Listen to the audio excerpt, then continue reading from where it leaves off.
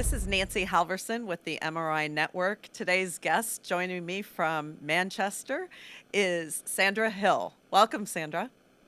Thank you. Glad to have Hi, you Nancy. today. Today's focus is going to be on our Global Alliance program, working together globally. And I'm thrilled to have an industry vet with me today. I know that you've been through the ups and downs of every economic swing, and I know you've got a ton of expertise that you can share with us today. So thanks again, Sandra, for joining us.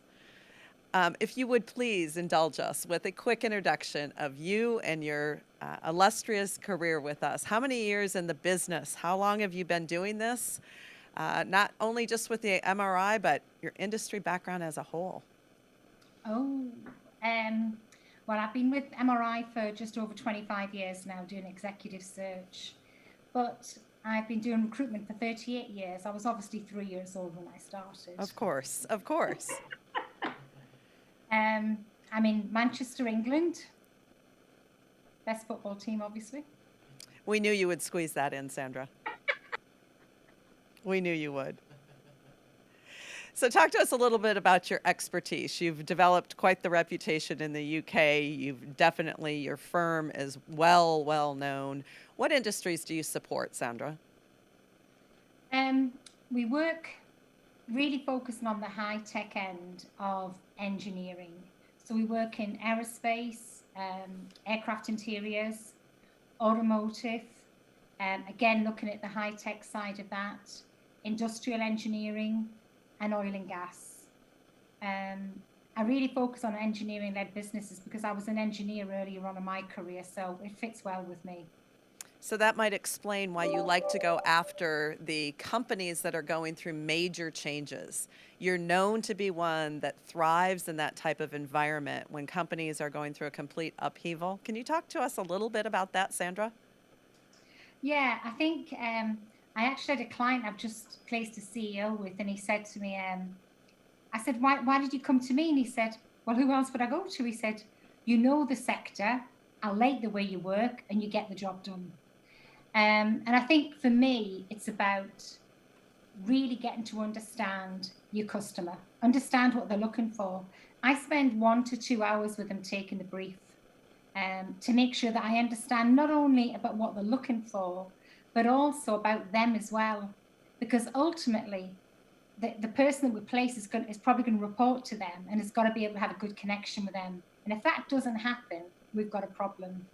And then the same with the candidates. We spend a lot of time discussing things with the candidates about what they want.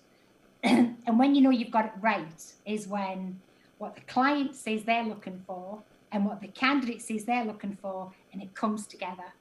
And I would say that 99% of the time from our searches, that's what happens. And I think that's why clients like working with us, and candidates as well. We look for what they're looking for and we go out and get it for them. Sandra, what gives you the ability to go so much deeper than an average recruiter? You clearly, to take that much time talking to the client about their needs to ensure you've got that match with the candidate. How do you do it? How do you get them to commit to that much time with you? Um, I think a lot of it is, I explained to them in the beginning, if you want me to fill this role with somebody who's going to make an enormous transformation in either your processes, your systems, improve your top line or your bottom line, I have to understand your business. And if I don't understand your business, I can't help you. You know, they said, well, I send out my job description to somebody and then I spend 10 minutes speaking to them. How can you possibly know your businesses? I wouldn't insult you. I have to understand and get a feel for your business, but especially them, because a lot of people leave a job, candidates move on because they're looking for a challenge. We measure it, 63% of people leave the job for a new challenge. They're looking for advancement and they're looking for the people they want to work with. And when I take a brief from a client, if I wouldn't want to do that job, if I had those skills, if I wouldn't want to work for that person, I won't work with a company. Sandra, Because I'm changing their lives. Sorry. no, my apology. No, when you take on a company who's going through major change and bringing in all new leadership or brand new product development, do you ever find that they have a hard time articulating what they're trying to be as an organization? Yes, 100%. Um, and I class myself as their ambassador. So when I take the brief, I go through all of that with them. And then before the interviews, I prep them because by now we spoke to each other at least every couple of days. I update them on what's happened on the search regarding salaries, benefits, who they like, who they don't like. So we've got a good rapport. But I tell them, don't say this, don't act like that. You're very arrogant. Don't do that. You won't get this person. And we have, and some of them will say to me, you're very cheeky. And I'm saying, no, I'm doing my job. This is what you're paying me for. And I Absolutely. think that internal recruiters can't be that direct because it's the boss. Right. Right.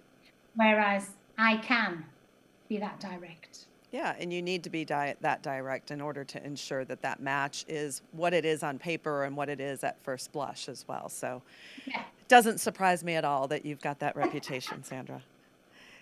Talk to me about what's so unique about working in the UK. You and I have known each other for a lot of years, and we both have discussed the challenges with US offices or even other countries internationally trying to do business and trying to be experts in the UK. What makes Right. business so different in the UK?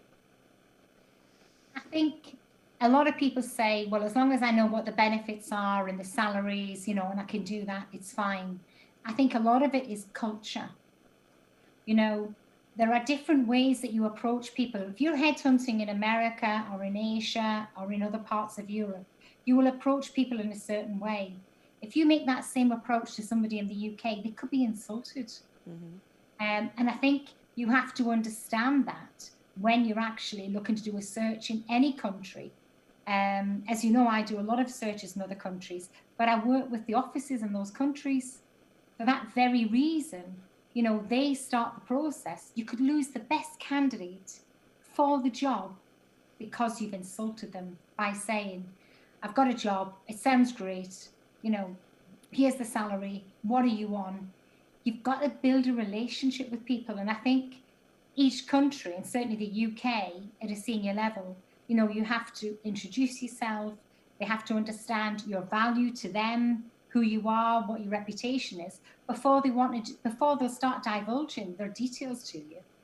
And I think that's important, that it's about the culture of the different countries that you work with. Right. So you talked about when you do business in another country, you work with the offices that are there, that are truly the cultural experts as well as the Yeah. perhaps legal experts on how to do business in that country. Can you showcase one of the best partnership stories you have in which you worked hand in hand with another office, wherever they may be, to ensure that you met the client and candidate needs? Well, I can share my most recent story, but I can't even talk about this without mentioning Klaus Hackmann in Germany. Him and I have probably done about 15 splits over the years and a lot of revenue, very, very successfully. But recently I've worked with Nate Scow from HR Hire Nexus in Chicago. Um, Now, he is a great guy. He'd worked with a fabulous company and he asked that extra question. What about outside of the US? What are you doing? And that was the magic question. They said, we've just acquired a business in the UK and we're struggling. We need to put people in. Oh, he said, I shall find out who I can work with in the UK. Came to me and said, Sandra, I don't work retained. I know you do. I don't know the company. You've got to negotiate with them directly. We agreed a split fee, and I went on and spoke to the client. We agreed as well that the split fee was forever. Any business I get from this group of companies, I share with Nate. We've put a new management team into the UK. They did other acquisitions in Europe and Asia. We've done about $500,000 of business together in the last 3 years. Wow. 4 years. And all that happens is Nate gets an invoice from me saying, please send me your split invoice, because we send everybody the invoice as well. It helps. That's great. Yeah. So let's take that one for a second. You talked about Klaus, 15 splits, decades of Yeah. friendship and trust.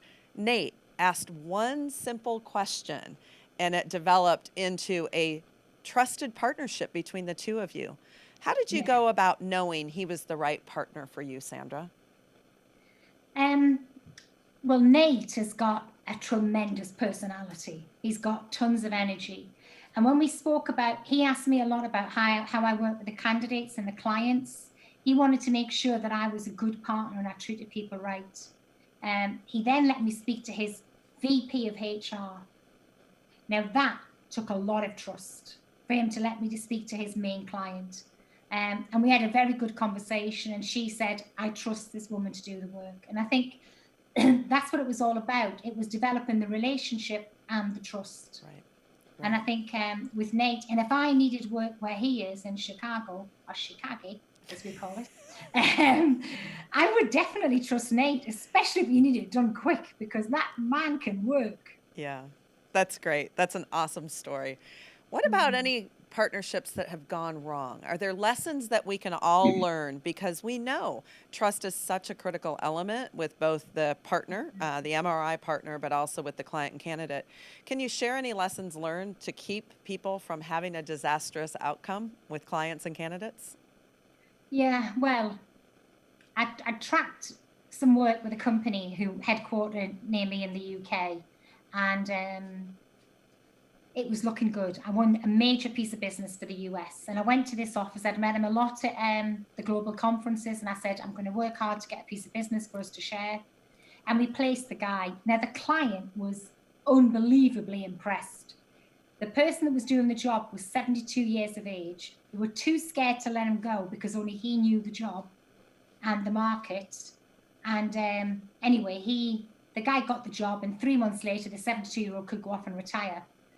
I knew there was more business coming up in this company, and because obviously the headquarters was here.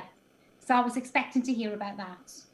Anyway, about 4 months later, I got a phone call from this office saying, Sandra, we filled 2 more jobs. I said, oh, great. I thought, oh, we're going to discuss the split, and I'm going to get my split. And he said, we've got a problem.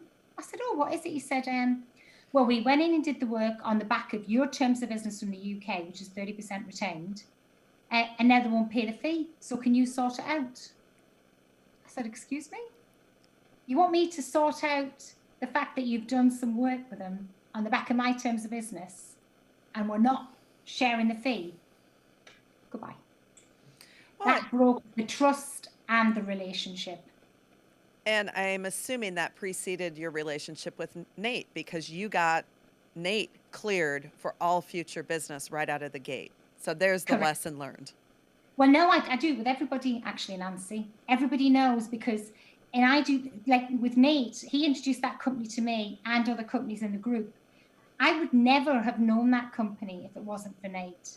Therefore, out of respect, I should share the fee with him forever. Got it. You know, that's what it's about. It's about trust and recognizing, yes, you've got a major piece of business from them, but you wouldn't have that if it wasn't for Right. this network. Right. And it will come back around. He'll benefit from a relationship that you have down the road. Yeah. So, Sandra, in today's world, everyone talks about data. Data. Helps you sell, it helps you retain. What's the data that you're most proud of in your firm? And how can others benefit from your ability to develop strong relationships? Well, I love data, as my ops director Kate will say on a number of occasions, because I drive her mad. But I think a lot of it is about finding out in the first instance what is important to the client. Is it speed? Is it quality? Is it the depth of the search? What is important to the client? One of my favorites is the fact that we fill 93% of our searches. In fact, in the last 2 years, we filled 100% of our retained searches. But Fabulous. also, thank you. Also, the fact that from taking the initial brief in all the detail that we do to actually getting offer and acceptance is a maximum of 8 weeks. In 4 weeks, we shortlist the job. Now, when a client is going through a major transformation where they have to impact on their business and get somebody in to do that, that speed of filling the role is essential, especially as in the UK and Europe, notice periods tend to range from, at this level, 3 to potentially 6 months. Wow. So not only have we got to fill the job, we've then got to start negotiating on a shorter notice period as well. Got it. That's amazing. Congratulations to you on those stats. That's one more reason Thank people you. should want to trust you and split business with you. Thank you. Sandra, what about other personal value props? You work with clients and candidates. What else do you pride yourself on? You've got great statistics, you take the time, you develop deep relationships. Is there anything else our partners throughout the network should know about working with you? Probably that I care. I care immensely that we do a good job. We take care of the clients. We take care of the candidates. Many years ago, I did a survey with candidates about what frustrates them, and it was the fact they get no feedback. They don't hear back what's happening. And I phone everybody personally to tell them. And I tell them honestly why they have not been successful. Our core values are integrity, passion, and partnership. And I think for us and my team, they're in our DNA. And I think if you live and breathe your values, it's much easier. I think people recognize it when they work with you. But I care immensely about the candidates and the clients that I place. I've just pulled a candidate out of a major search. He really wanted the job. The company really wanted him, but his wife didn't want to move to the area. And I said, your wife is not going to be happy. You have to think about that. And, you know, in my big fat Greek wedding, they talk about the man is the head of the family, but the woman is the neck, and the neck moves the head. And I tell my candidates that on a regular basis. And I'm saying that because 99% of the people I work with are men, so I'm not being sexist. There you go. There you go. No, it's an important factor, and a lot of people ignore that factor, and it absolutely can damage so much if you don't address those things. Correct. Absolutely.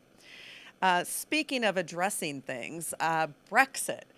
We all hearing about it all over in the States. What do you see Brexit as far as the impact on the businesses that you're working with, or perhaps even more importantly, the candidates that you're working with? Well, even though unemployment has gone high because of the virus that's going around at the moment, we have got a major shortage of specialist engineers and indeed some specialist senior management as well, especially in transformation and those sorts of areas. And ordinarily, we would bring them in from Europe. And they don't want to move. Like we normally bring specialist engineers for aerospace business from Latvia and Lithuania, where they earn very low salaries. And in here, they probably get about 10 times the salary they're earning. They won't come. Even though they're in a salary bracket that is guaranteed that you're going to get residency, you're going to get the work permit. They're too scared because they said, I could come in and be kicked out of the country. Right. And I think part of that is because of all the publicity there's been about the Windrush campaign, where a lot of people who came over in the 50s are now being kicked out and sent back to Jamaica and the Caribbean, even though they've been here all their lives. So I think that my biggest challenge moving forward in the United Kingdom is going to be getting specialist engineers. And what we've seen is more and more of our clients are opening up businesses in Europe, in Ireland, Southern Ireland, in Dublin, in Austria, in parts of Germany, because they can get the staff and set up a satellite office there. And I think that's going to happen more and more, but that's going to impact on revenue coming into the United Kingdom because they won't be paying taxes here. Yeah. Is there a linkage to what's going on with the interim work with the IR35? Is that also dovetailing on Brexit, or totally separate issue that's impacting you? That's separate. IR35 has been postponed for a year now because of the virus. But in the public sector, where they already have IR35, it has had a horrendous impact. There's a shortage of nurses, a shortage of doctors. Doctors were virtually having to pay the NHS to come to work, who were interim because of other work they were doing, because they had various projects they were working on. And it's just been a nightmare. And even though the government have seen a lot of issues with IR35 and the impact on the public sector, they're not going to change it. And I think it's going to be, especially for engineers. You know, I have one client who's got 55 engineers on contract. 55. They've been there a long time. They shouldn't have been, but they've been there a long time. I was going to say, they probably shouldn't have been there that long, though. Correct. Right. Got it. I'm going to take a step back in time. You've been in search over 25 years. Yeah. What do you still enjoy today that you enjoyed on day one when you first started in this business? I think it is a buzz. When I take a brief from a client and they give me all their issues and their people issues, and I need someone who can do this, this, and this, Sandra. I need someone who understands how to do this. And then I speak to a candidate about how much they enjoy doing those things and how good they are at it. That is exciting. Because generally, before my shortlist is submitted, I know who's going to get the job. And if they're on the higher end of the salary, I'm already saying to the client, you're going to have to up your budget. This is the right person for you. And they're like, oh, I don't know. I'll see what happens. And then they interview them and they go, okay, you were right. And I love it. I love it. It's because you care. It goes back to that value. Yes, it's because you care. but I also question, and I also make sure I hear what's being said. I listen. So with all of the clients and companies and talent that you've worked with throughout the years, what would they say about you and the impact that you've made on them? If I look at it, I think that the people that we put into companies have delivered major transformation. I've got one person I placed 4 years ago. He moved the company. He increased their profitability by 10%. They were only a low percentage profit company anyway, so that was very significant. And he wanted to become a managing director of a company, and they wanted somebody who could become the managing director in like 2 years' time. And he got the managing director job. So that was an impact that made it easier for the client. But I think as well with the candidates, I think that's probably, I think with the clients, it's an expectation that we're going to deliver. But with the candidates, they don't expect us to deliver what we deliver. And they'll say that to me on a regular basis. Nobody else does what you do. Nobody delves as deeply as you do. And I think that's why, we keep in touch with our candidates over a 5-year period when we place them. And I'm proud to say that 42% of them have achieved between 3 and 4 promotions in that time, which Wow. is phenomenal. And it shows the impact that they're having in the business that we place, which is what we promised would happen. And I think that says a lot, because companies have got a shortage of great people who can gain promotion and move on in the company. And I think that says a lot. And I know it's one of the biggest adverts that companies who want to bring me into other departments of it say, yeah, but look at so-and-so. The vice president of China came from Sandra. The head of the global division, who's out in Japan now, came from Sandra. And I think that says it all. And I enjoy having that impact on the business and on the candidates' lives. It's a very sad state when when it's expected from the client side of things that you're going to take care of them and take the time. But it's very sad when you hear candidates feel like that the impact on them is so rare. So congratulations to you for having that impact on those candidates. Impressive.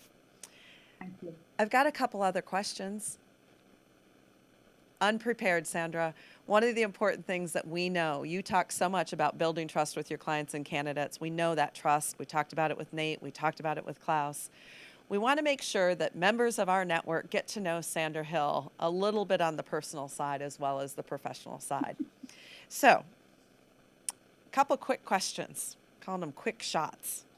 What's the one word, and only one, Sandra, one word that describes how you work? One word. Thoroughly. Thoroughly. What would others that work with you day in and day out, Kate with the metrics, you've had your daughters in the business with you, what would they say, one word, about how you work? Tough. Tough. Yeah, because Okay. we've got to be good. In fact, we've got to be great. Okay. What about Sandra Hill at play?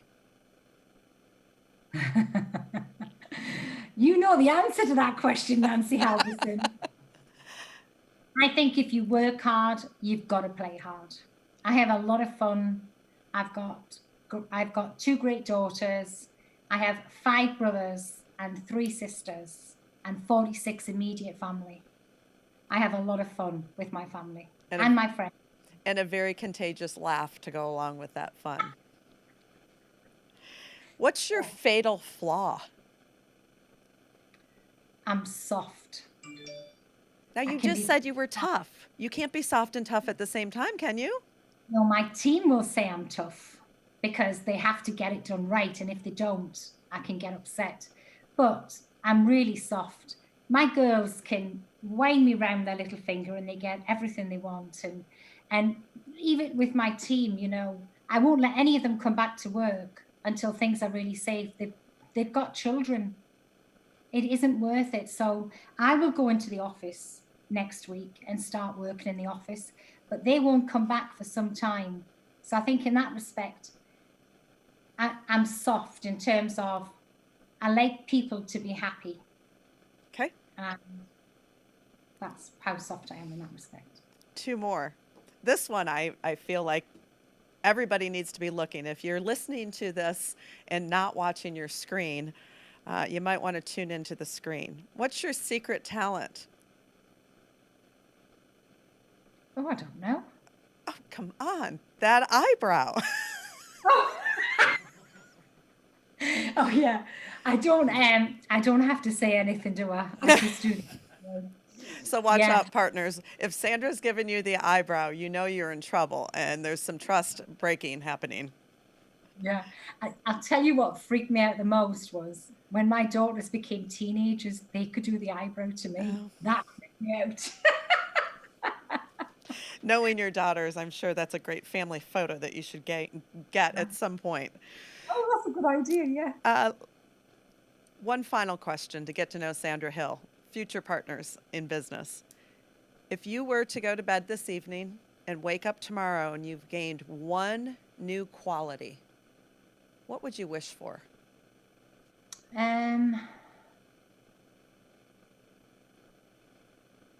The ability to get the telephone numbers of all the candidates that I want. Oh, that is not what I was expecting, but leave it to a seasoned recruiter to ask for that of all things. Not patience, not more love, phone numbers. I love it, Sandra. That's what makes you great at what you do. I need the telephone numbers so I can get hold of them. Mobiles, of course. Of course, no office line where someone's going to screen, correct? Yeah. Sandra, is there anything else you think is important for the network to know about you and working with you before we close? I think probably one of the things is how I do IORs when I do work together with people globally. I have a form that we fill in. We agree who's going to do what part of the job. So all through our process, we agree what we're going to do, who's going to do what, and then we split the fee accordingly. I think it's so much easier to do that up front. We both sign the document and then we both know what we're doing. I just think it makes it easier. Then you get to the end of the search and somebody says, well, I did that and you did this and I did that and you did this. And then you also work as a team because sometimes you do have to debrief somebody, even though the office said they do all the debriefing. And I think that's an important thing that I would share. If you want to work together, then go through and agree how you're going to work together up front. And always, always send your colleague the invoice that you raise. You hear too many stories about offices where they don't believe what somebody's invoiced, and it's sad. We're building trust. This is a marriage with just one hell of a marriage. With a lot of people. on 5 continents. But I think, you have to build that relationship just as you do with your colleagues in office and your family at home. It's about building the same sort of relationship to work well together. That's awesome. And we appreciate that. I think that's great sage advice. We've got just a couple seconds left, but I have to ask, there's a lot of complexity in search. Anyone watching this show, I'm sure, is very well aware, but what's the most complex split you've done? How many steps do you carve out that relationship into? Well, one that Nate and I did. So Nate gets a split because he's introduced us to the client. I'm working with a client. it's a global sales director in China. KK filled the job. Oh, We split it between all three of us. right. And then looking at the invoice and sending everybody the invoice and say, well, obviously Kate did all that, but I agreed the split up front and then Kate managed it all. But yeah, that was the most complex split that I've had to work on. But it worked. The person got the job. Right. The client was delighted. Thanks, Sandra. That's Client. that's a great tactical tip on how to work together globally more effectively and really drive that global alliance partnership with those in the network. Thank you very much, Sandra Hill. We appreciate your time. Thanks for staying up a little late from the UK for us today. You're welcome. This is Nancy Halverson with the MRI Network. Thank you.